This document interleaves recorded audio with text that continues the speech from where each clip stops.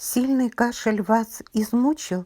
Я предлагаю попробовать очень простой рецепт, но он очень-очень действенный. Обращаю внимание, что его можно использовать для детей только старше 5 лет.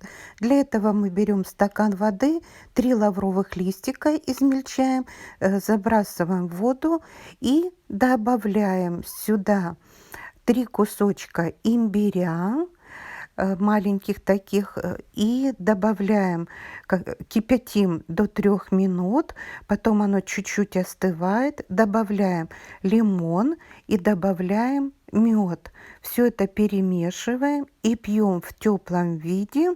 Можно пить до 3 чашек в день. Это будет безопасно.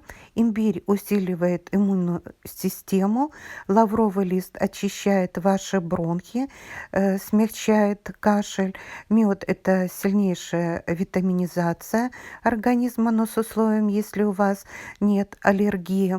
И вот такой согревающий напиток поможет вам избавиться от изнуряющего кашля.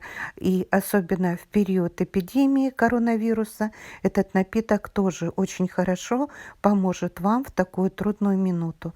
Если вам это видео понравилось, поставьте лайк, поделитесь в соцсетях и напишите свои в комментариях рецепты для того, чтобы помочь зрителям в трудную минуту заболевания избавиться от тяжелого изнуряющего кашля. Что вам помогло в тот или иной период жизни, который был для вас тоже нелегкий.